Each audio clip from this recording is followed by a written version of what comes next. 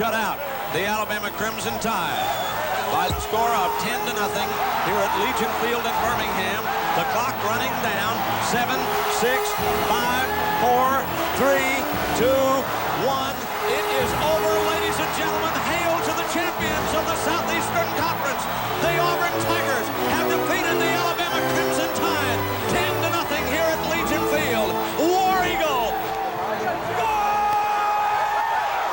They were champions in every sense of the word.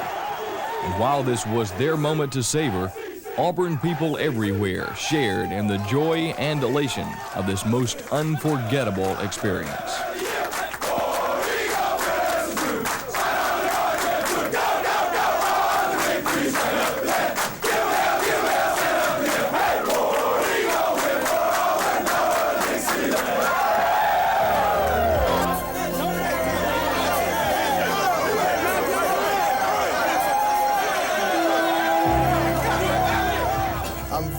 I'm so happy for you to win it outright, and where we only got one champion in the conference. You are the champion of the best football conference in America.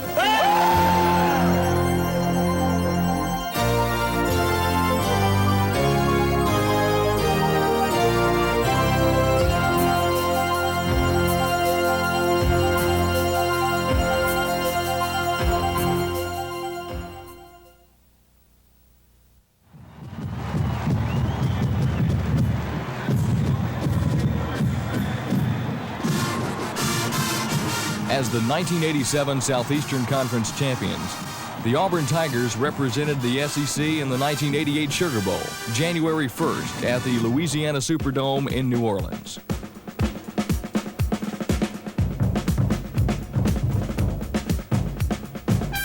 This was the Tigers' third straight New Year's Day Bowl appearance and their second Sugar Bowl trip in 5 years. It was a fitting reward for a team that placed 10 players on the All-SEC team and led the conference in both scoring defense and rushing defense.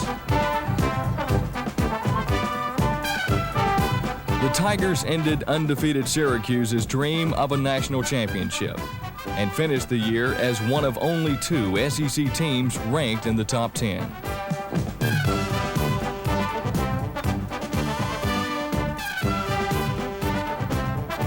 It had been an extremely rewarding season. But even before it began, Coach Pat Dye saw this team had championship potential. You know, I had high hopes for the football team because you never know how a team is going to turn out until you play the season, play the schedule. And I knew that we had a very, very difficult schedule starting out and ending. Right eye combo, cut back on one. Ready?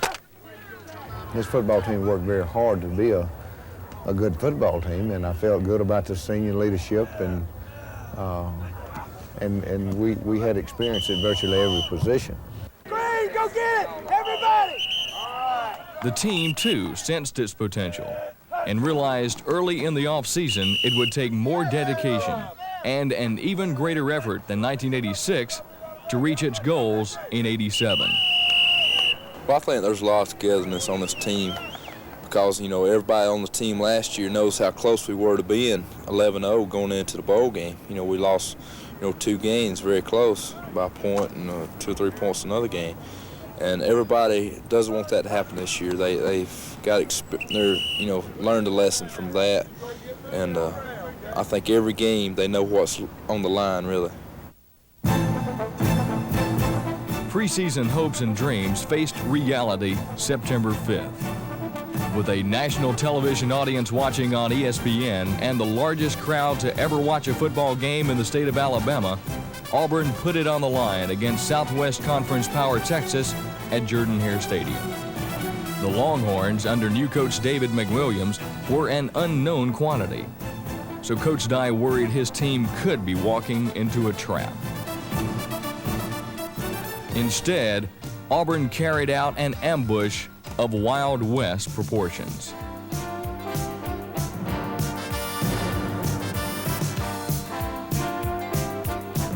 A A swarming, relentless defense created 4 Texas turnovers and held the Longhorns to just 3 points the entire game. They gave the Tigers offense opportunities which they capitalized on eagerly.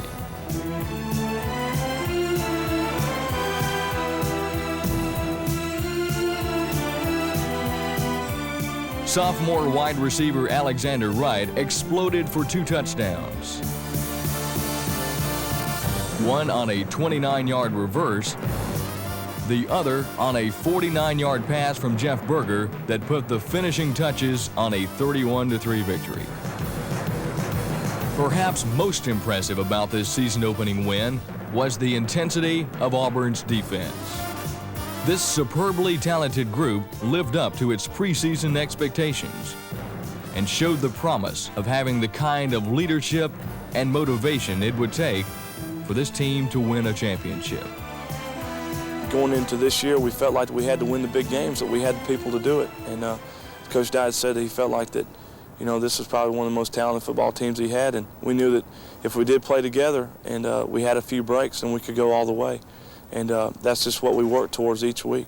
The football savvy of All-America linebacker Kurt Crane was vital to the Tigers' success. The team leader in both tackles and interceptions, he set the tone for the entire defense with an intelligent but aggressive style of play.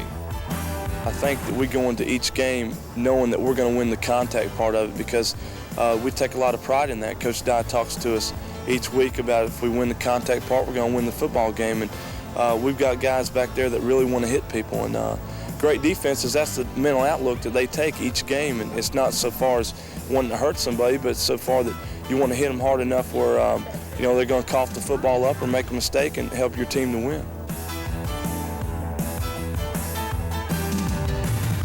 One of the most fearless hitters on the team was strong safety Greg Staples.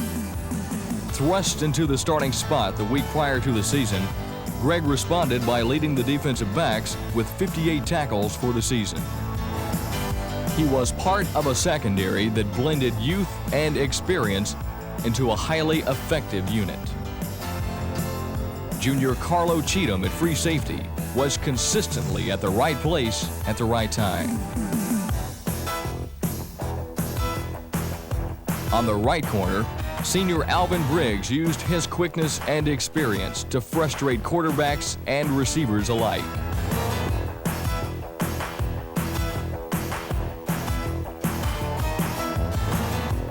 The glue that held this unit together was all-SEC cornerback Kevin Porter. A 4-year starter, Kevin consistently made the big plays in the big games. But he gives a lot of the credit for the secondary success to his friends on the defensive line.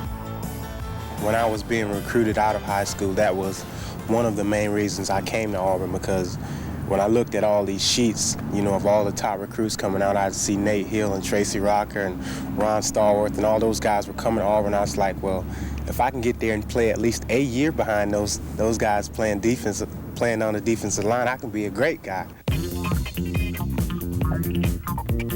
What was Kevin Porter's dream come true turned out to be a quarterback's nightmare. Auburn's 3-man front was as good as any in the country.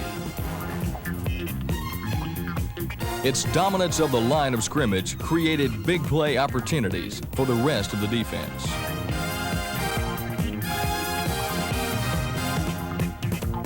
Senior Nate Hill, number 99, led the down linemen in tackles with 88. Tackle Ron Stallworth, number 92, overcame an off-season knee injury and improved steadily throughout the season. And nose guard Benji Rowland, number 96, consistently disrupted opponents' backfields. But the man feared most was consensus All-America defensive tackle Tracy Rocker, who, despite missing the final 2 games of the season with a knee injury, was the only junior among the 4 finalists for the Lombardi Award. Well, Tracy Rocker has been a starter since his freshman year. and has been a great football player. Led our football team in tackles as a down lineman, which is the first time ever for one of our football teams. He's a inspirational leader to every guy out there on the field, not only on Saturdays, but every day through practice sessions.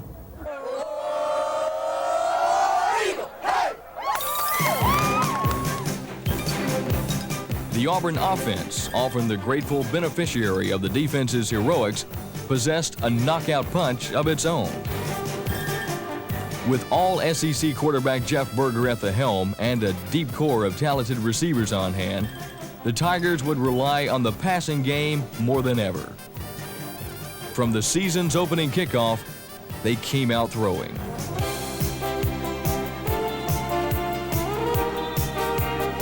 While the defense was shutting out Kansas in week number 2, Berger was throwing to 10 different receivers, putting 49 points on the board. Jeff had his best day of the year in a 48-15 blowout of Vanderbilt. He hit on 14 of 18 passes that day and threw 2 touchdown strikes. At season's end, he was named SEC Player of the Year after virtually rewriting the Auburn record book. In total, he set 7 new passing marks, erasing many established by 1971 Heisman Trophy winner Pat Sullivan. His performance was complemented by the superb effort of Auburn's receivers. Senior Duke Donaldson emerged as the team's leading receiver, frustrating defensive backs with his sure hands and quick feet. At tight end, the Tigers were blessed with an all-SEC performance by 6'4" junior Walter Reeves. Wide receiver Freddie Wagan displayed big play potential, averaging more than 20 yards per reception and catching a 33-yard scoring pass in the Tigers' win over North Carolina.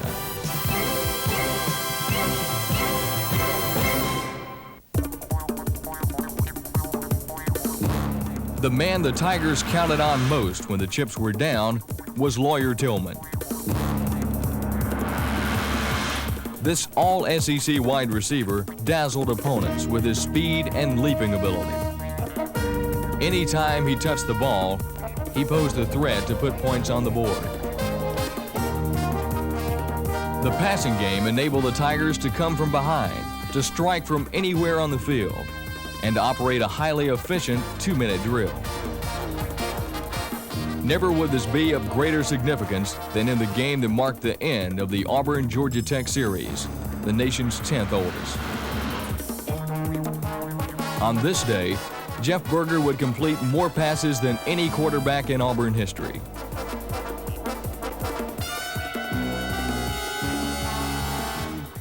But with just 4 minutes to go, the Tigers were down by 3, 91 yards away from a touchdown.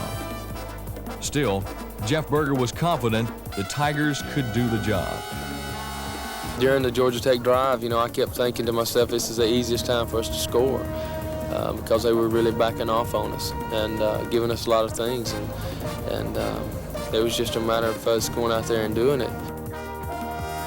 In the end, Berger looked for Tillman for the win. A catch that was vintage Lawyer put Auburn in the lead with 24 seconds left. But it wasn't over yet. Strom sets up, throws, pass is deflected into the hands of Andre Bruce. Bruce at the 45, 40, 35, 30, 25, 20, 10, 5, touchdown Auburn! Andre Bruce not only put the finishing touches on a great come-from-behind victory, but he also capped off one of the most prolific single-game individual performances in Auburn history.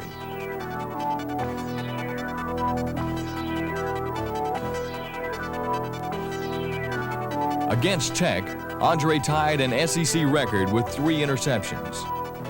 He also recorded 3 quarterback sacks and forced a fumble, leading to the Tigers' first touchdown.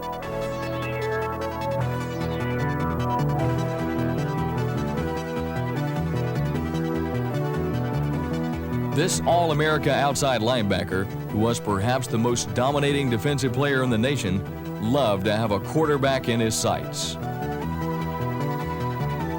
But Andre wasn't the only Auburn outside linebacker to project a kind of seek out and destroy attitude. Sophomore, number 94, Craig Ogletree, emerged as the season progressed. Juniors, number 48, Alvin Mitchell, and number 90, Brian Smith, both thrived on contact. And inside linebacker, number 41, Quentin Riggins, matured into one of the team's leading tacklers.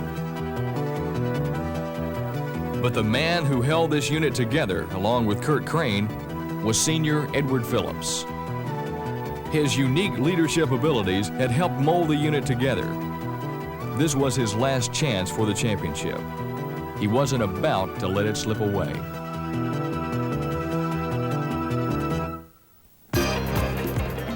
With the 20-10 victory over Georgia Tech, Auburn was 5-0-1 and apparently on a roll. But in week number 7, Coach Dye knew the Tigers' character would be put to a critical test. Quarterback Jeff Berger was unavailable against Mississippi State, so untested sophomore Reggie Slack was elevated to the starting spot in a must-win conference game. He had learned his lessons well, and he responded with a sparkling performance, throwing for 185 yards and 3 touchdowns.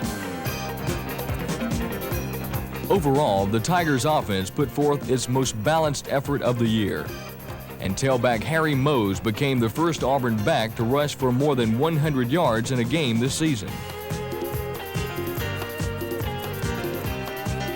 With the 38-7 win, Auburn was poised for a run at the Southeastern Conference Championship, but they still had yet to navigate what SEC Coach of the Year Pat Dye had termed Amen Corner. Well, Amen Corner, I guess I called it that last year, and we play Florida, Georgia, and Alabama in the Southeastern Conference every year at the end of our conference schedule.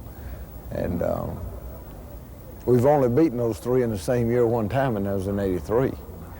And of course, we lost to Florida the last 3 years. Not an easy road to the Sugar Bowl for sure, but this team had the talent and the leadership to pull it off. The Tigers met Florida Halloween night, an evening usually reserved for trick-or-treating. But there would be no tricks tonight, only a hard-hitting, gut-wrenching battle in the trenches. Well, we knew we could play with them. We knew it was going to be tough against, the Florida's defense. But it's like Coach Dye always says, you hit them and take something out of them every play, and then in the fourth quarter, you'll own them. A record crowd at Jordan-Hare Stadium and a national television audience watched a near-flawless performance by Auburn's offense.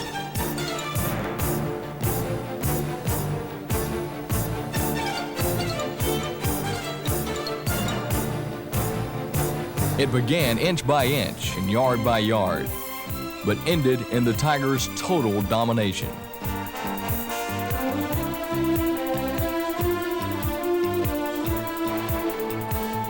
A third-quarter touchdown strike to Lawyer Tillman severely hurt the Gators.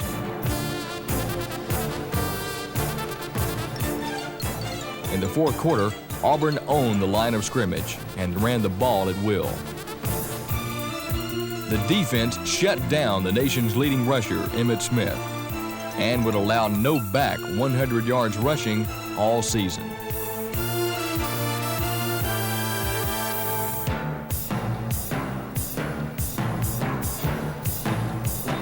With this 29-6 victory, the Tigers had exorcised the ghost of past Gator defeats and could focus clearly on the goals still ahead.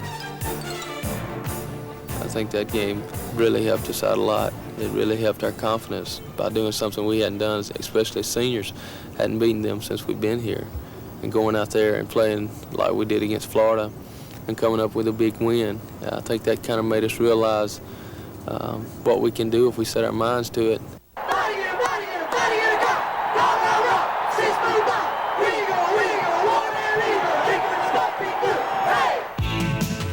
The road to the Sugar Bowl next traveled through Athens, Georgia, where the Bulldogs were guarding their home turf with grim determination. But Auburn's defense was just as grim and just as determined.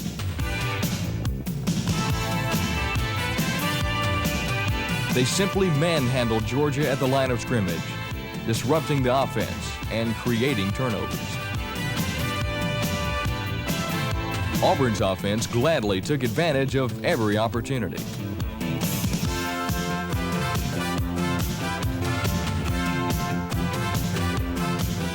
The Tigers put the game out of reach with a 17-point explosion in the third quarter that began with Duke Donaldson's touchdown reception.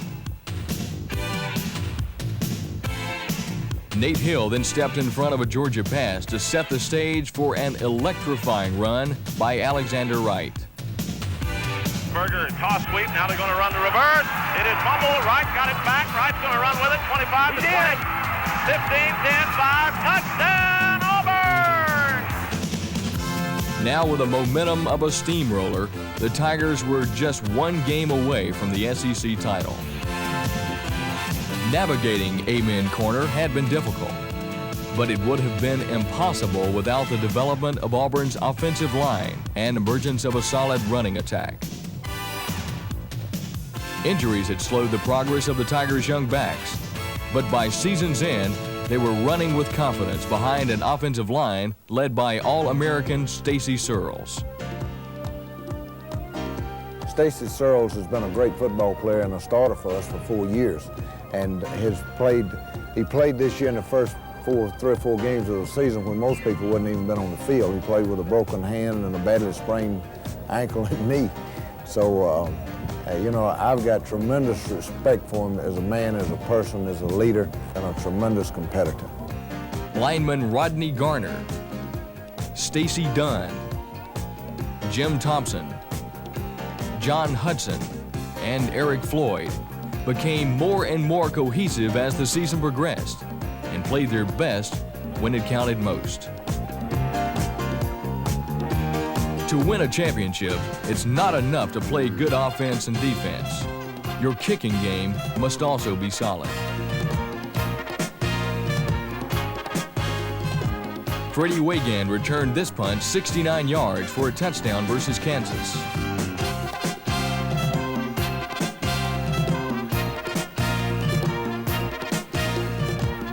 All-SEC punter Brian Schulman was the most effective in the conference. And place kicker Wynn Lyle, after walking on a year ago, became the team's leading scorer and was honored as the top kicker in the SEC.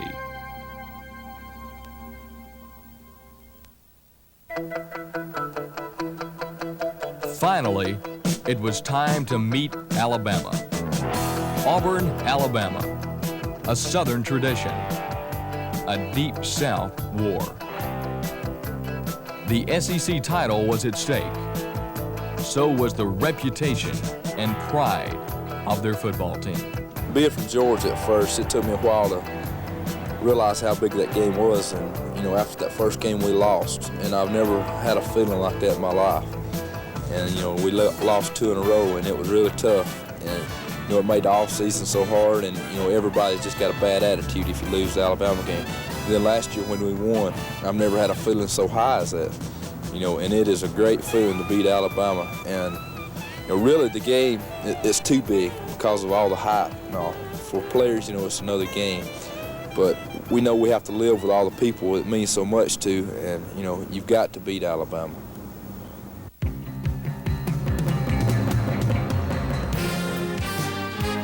From the outset, it was apparent that this would not be a high-scoring affair. A price would be paid for any points put on the scoreboard. Auburn's defense denied the Crimson Tide on 2 critical 4th down tries in the first half, keeping Alabama off the scoreboard.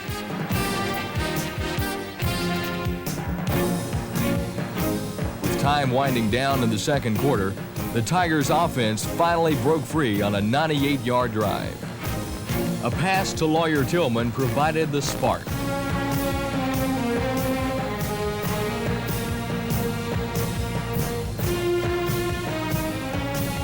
From there, the rest came on the ground. Unbalanced line left, pitch to Harry Mote. Tries to get outside, looks for room. He's got room. He's in. Touchdown, Auburn! The Tigers played like true champions in the second half, with fullback Reggie Ware and tailback Stacy Danley pounding out first down after first down. Danley, the Tigers' leading rusher in '87, gained a career-high 157 yards against the Tide. Auburn controlled the ball 23 of the second half's 30 minutes and ran 48 offensive plays to Alabama's 17. Time and time again, it was 3 plays and out for the Crimson Tide.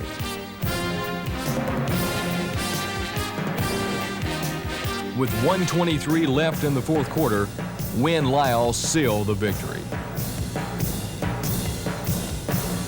The Auburn Tigers were the champions of the Southeastern Conference again. And they had defeated Alabama for the 4th time in 6 years. That game out there means a lot to everybody. It affects so many lives out there. And it's a football game, but then again, it's not just a football game. It's more than that. And you learn as the years go on and on. You learn that. And you learn that feeling of victory. You learn that feeling of defeat. And then to win the conference like we did this year, there's no better feeling at all. This was a special moment for all Auburn people. Today, you can stand a little bit taller than everyone else and say to yourself that you're a champion. I know you're going to have a watch on your wrist, but I think important to me as the commissioner, for the rest of your lives, you're going to have a ring on your finger that's going to say you're the best damn team in the Southeast. What I'd like to know, Coach Dye, is would you all like to come to New Orleans for the Sugar Bowl?